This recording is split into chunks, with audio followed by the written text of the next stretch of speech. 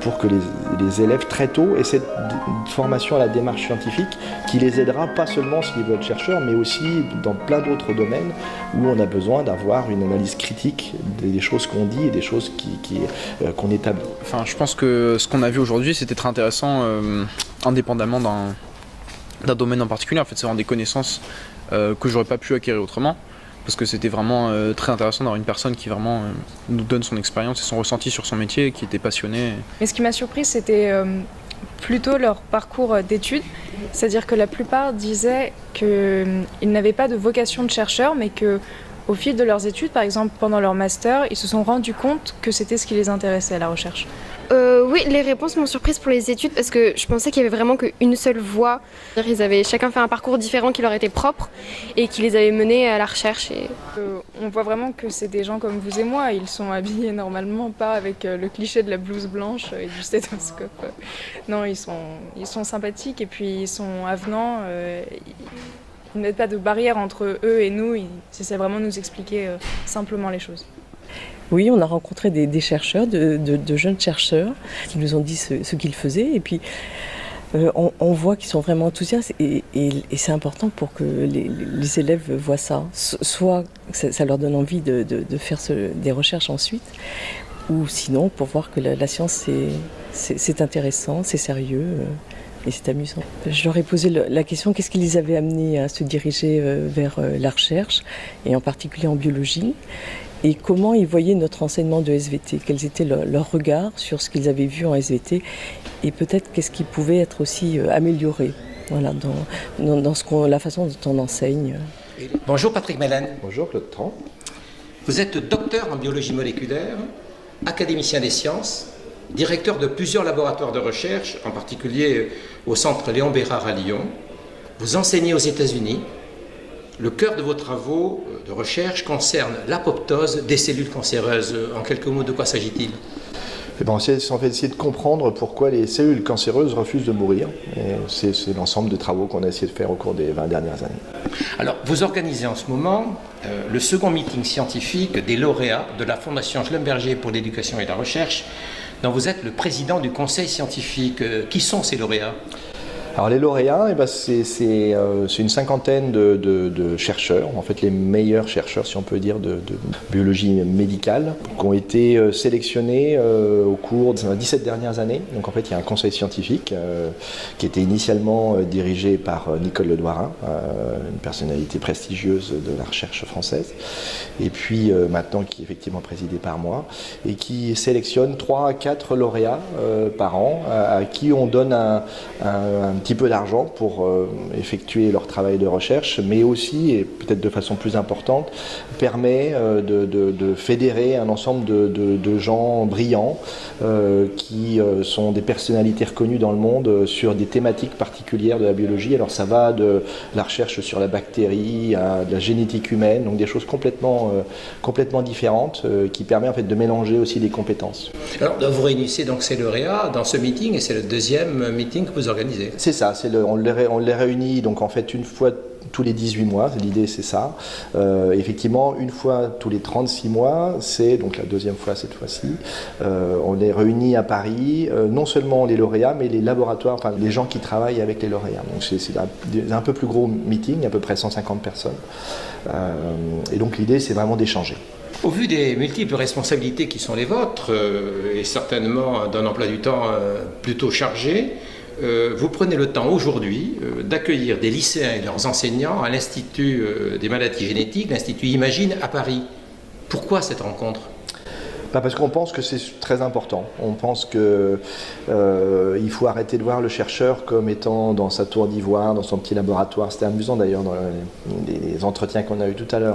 On a une vision du chercheur qui est avec sa blouse blanche, un peu la Einstein avec ses petits cheveux frisés, et puis il fait ses petits trucs dans son coin. En fait, c'est pas ça du tout un chercheur, et on a besoin de rapprocher le chercheur de la société. On a besoin de montrer que la recherche c'est un travail passionnant, et on a besoin que les étudiants soient motivés pour faire un travail de recherche parce que c'est l'avenir de notre pays.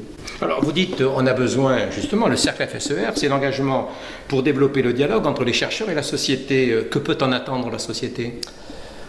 Eh ben, la société, elle peut apprendre à mieux à appréhender toutes les informations qu'on voit actuellement. Et je pense qu'il y a un manque de formation scientifique de l'ensemble de la société, ce qui est en fait lié à la façon dont a été fait l'enseignement et comment l'information est véhiculée.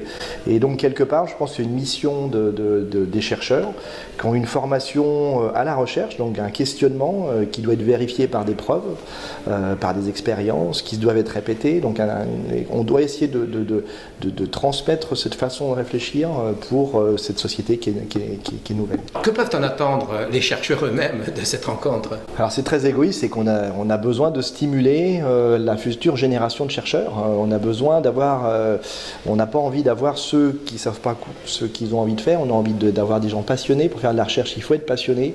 Vous avez peut-être vu pendant les interviews tout à l'heure, les chercheurs, une des caractéristiques principales, c'est l'énergie. On a envie de transmettre et on a envie de découvrir des nouvelles choses et on a envie d'avoir les meilleurs. Et donc pour ça, il faut motiver les meilleurs étudiants.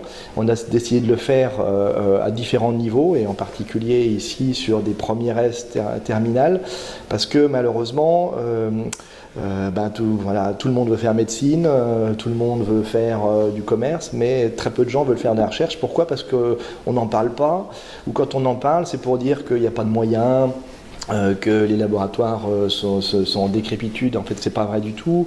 La France est un pays très compétitif en termes de recherche et il faut transmettre ça aux jeunes en leur disant vous pouvez être les futurs acteurs d'un monde meilleur. Vous êtes un petit peu à l'origine, le cercle FSER, du protocole de ces rencontres. Comment ça fonctionne véritablement?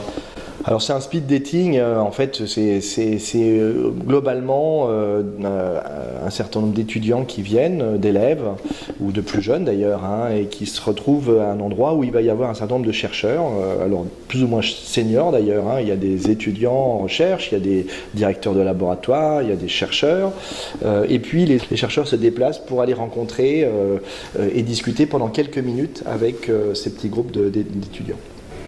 Dans sa présentation, Héloïse Dufour, la directrice du cercle FSER, a fait un parallèle entre la méthodologie scientifique, l'esprit critique qui se construit grâce aux sciences, et le besoin pour la société d'une information vraie dans un monde numérique confronté à la post-vérité. Pourquoi la recherche, selon vous, constitue-t-elle pour la société et donc l'école un modèle de réflexion raisonnée?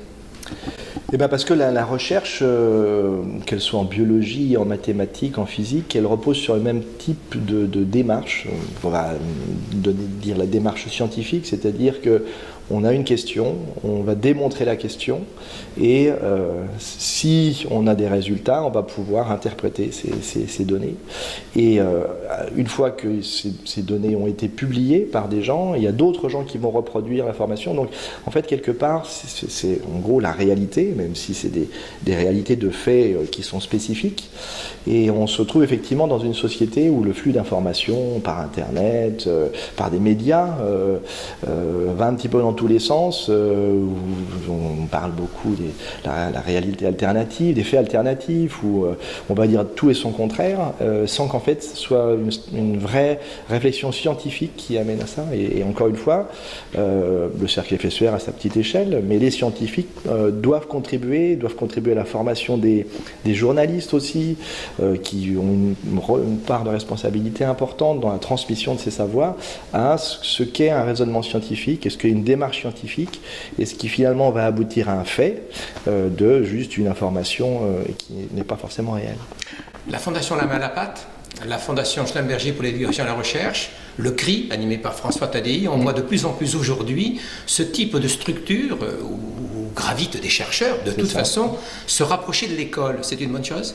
Oui, c'est très bien, parce qu'on a besoin, encore une fois, très égoïstement, je pense que le chercheur a besoin de former la génération d'après, et je pense que les méthodes d'éducation ne prenaient pas complètement en compte la dimension scientifique, et l'amener à l'école, c'est très important, pour que les élèves très tôt aient cette formation à la démarche scientifique qui les aidera pas seulement s'ils veulent être chercheurs, mais aussi dans plein d'autres domaines où on a besoin d'avoir une analyse critique des choses qu'on dit et des choses qu'on établit.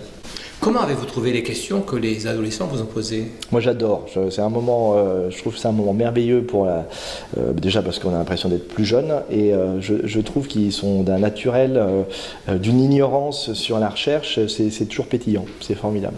Donc vous êtes heureux? Oui, tout à fait. On est heureux en tant que chercheur, ça c'est la première chose, et on est très heureux de pouvoir transmettre un petit peu de passion à ces jeunes. On espère qu'on arrivera à motiver peut-être un petit pourcentage de ces jeunes à partir dans une carrière de chercheur. Merci beaucoup, Patrick. Merci.